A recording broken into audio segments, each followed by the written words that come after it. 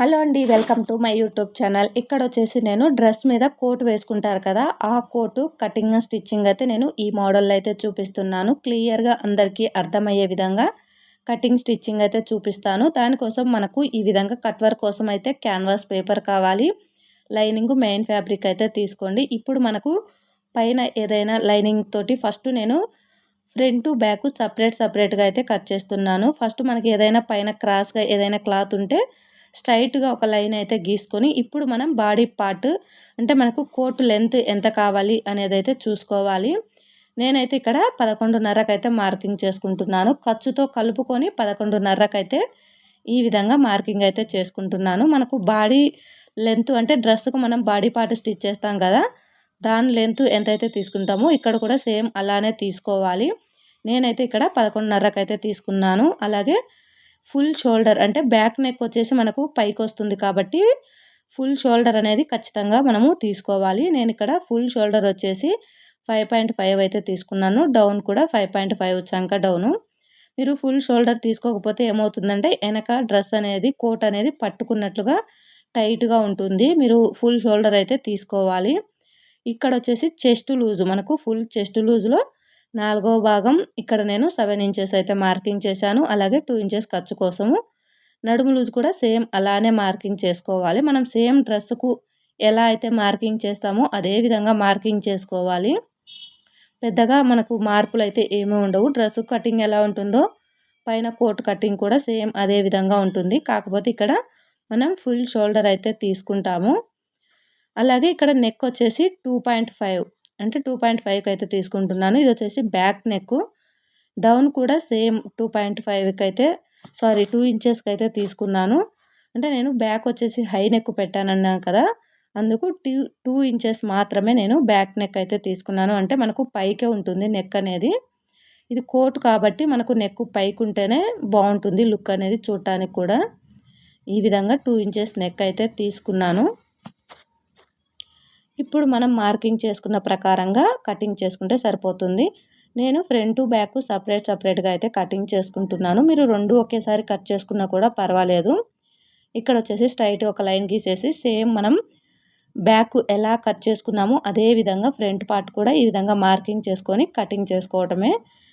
కాకపోతే మనం back part neck అనేది కట్ చేసాము, ఫ్రంట్ పార్ట్ నెక్ అనేది మనం ఇప్పుడే కట్ చేయము, అంతే తేడా.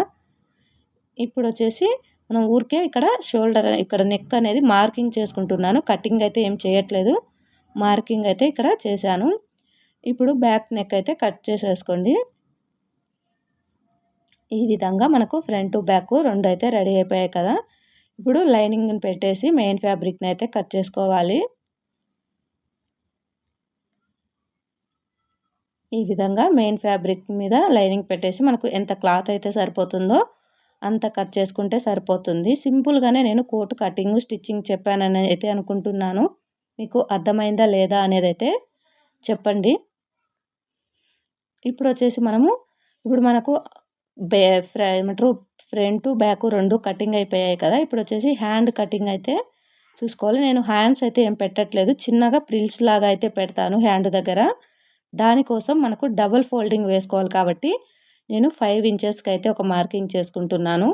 అంటే 5 ఇంచెస్ అంటే 5 డబల్ మనకు సొగానికి మడత పెడితే కనుక మనకు 5ని 2.5 అయితే వస్తుంది కదా. అంటే మనం డబల్గా మడత వేస్తే 2.5కి అయితే వస్తుంది. 2.5లో 1/2 ఇంచు ఖర్చు కోసం పోతుంది. 2 ఇంచెస్ అయితే మనకు ప్రిల్ పొడవు అయితే వస్తుంది. కాబట్టి నేను ఈ విధంగా 5 ఇంచెస్కి అయితే మార్కింగ్ చేసుకున్నాను.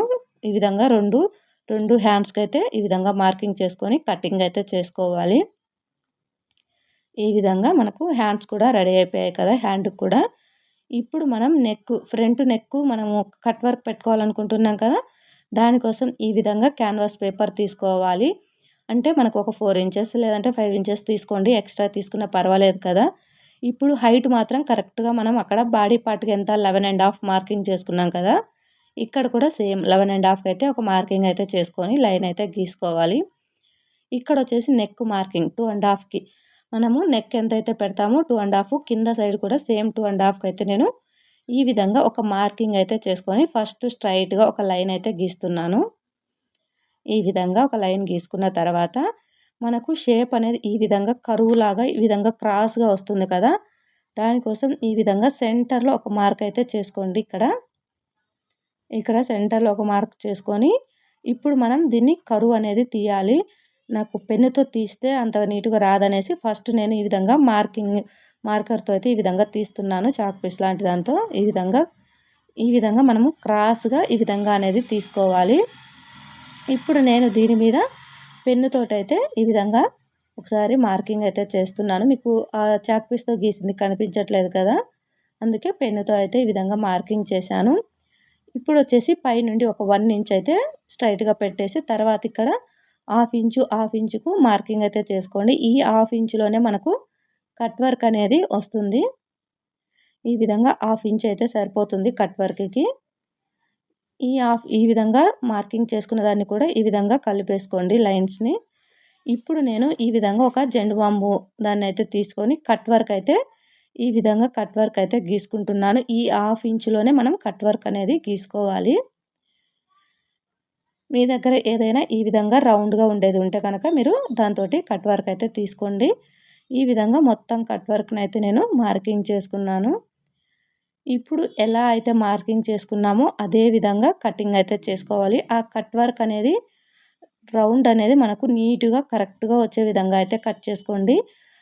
కట్ వర్క్ షేప్ అనేది మనకు నీట్‌గా ఉండాలి. అప్పుడే కట్ వర్క్ లుక్ అనేది కనిపిస్తుంది.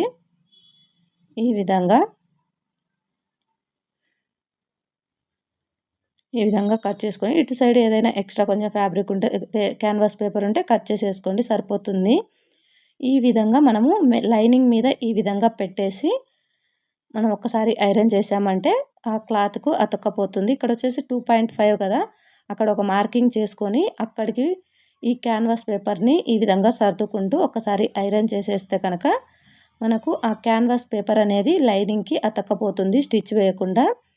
ఇప్పుడొచ్చేసి మెయిన్ ఫ్యాబ్రిక్ తీసుకొని మనకు మామూలుగా కట్ వర్క్ వస్తుంది కాబట్టి నేను ఈ విధంగా ఓపెన్ చేసేసి ఈ విధంగా నేను స్టిచ్ చేస్తున్నాను.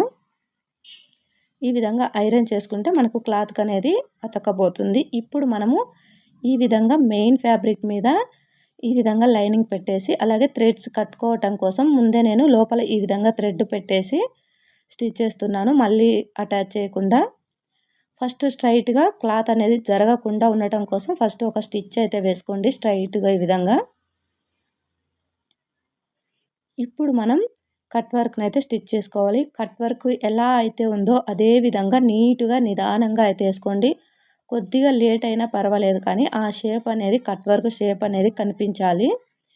ఆ క్యాన్వాస్ పేపరు చివరన కుట్టు అనేది రావాలి. అప్పుడే మీకు కట్ వర్క్ అనేది నీట్‌గా ఉంటుంది. ఈ విధంగా మొత్తం అయితే ఇదే విధంగా వేసుకోండి. నేనైతే మొత్తం ఇదే విధంగా వేసుకొని ఇప్పుడు ఏదైతే ఎక్స్ట్రా ఫ్యాబ్రిక్ ఉందో ఆ ఫ్యాబ్రిక్ మొత్తాన్ని ఈ విధంగా కట్ చేసేసి మళ్ళీ ఒకసారి దానిపైన డబల్ స్టిచ్ అయితే వేసుకోండి.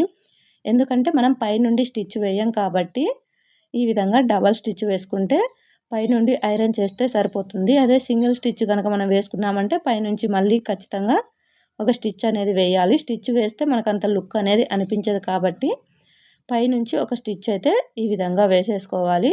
అలాగే కింద సైడ్ కూడా ఒక స్టిచ్ అనేది వేసేసుకొని రివర్స్ చేసుకోవాలి. ఈ విధంగా నీట్‌గా మొత్తం కట్ వర్క్ షేప్ మొత్తం నీట్‌గా వచ్చే విధంగా చేసి ఒక్కసారి మనం ఐరన్ చేసామంటే సరిపోతుంది. ఇక్కడ కింద చూసారా? కింద కూడా కుట్టు వేసి మనం రివర్స్ అనేది చేసుకోవాలి. అది మీకు మిస్ అయింది చూపించటము కింద సైడు. ఆ కట్ వర్క్‌తో పాటే నేను ఈ విధంగా ఇక్కడ స్టిచ్ అనేది వేసి రివర్స్ చేశాను. మీకు బ్యాక్ పార్ట్ చూపించేటప్పుడు అర్థమవుతుంది. అప్పుడైతే చెప్తాను. ఈ విధంగా ఎక్స్ట్రా ఫ్యాబ్రిక్ మొత్తాన్ని అయితే కట్ చేసుకోండి. ఇదే విధంగా ఇంకొక దాన్ని కూడా సేమ్ ఇదే విధంగా అయితే రెడీ చేసుకోవాలి. ఇప్పుడు మనం బ్యాక్ పార్ట్ అయితే చూద్దాము. ఈ విధంగా మనకు రెడీ అవుతుంది. వేసుకున్నప్పుడు మనకు దీని లుక్ అనేది తెలుస్తుంది. ఇప్పుడు వచ్చేసి బ్యాక్ పార్ట్ అయితే బ్యాక్ నెక్ అయితే తిప్పి వేసుకోవాలి. ఒరిజినల్ సైడ్ లైనింగ్‌ని పెట్టేసి ఈ విధంగా మనము స్టిచ్చింగ్ అనేది రౌండ్‌గా నెక్ అనేది నీట్‌గా వచ్చే విధంగా ఒక స్టిచ్ అయితే వేసుకోవాలి. ఇప్పుడు నెక్కే కాకుండా ఇప్పుడు కింద సైడ్ కూడా నేను సేమ్ ఒక స్టిచ్ అయితే వేసుకుంటున్నాను. ఈ విధంగా అంటే తిప్పి వేస్తాను.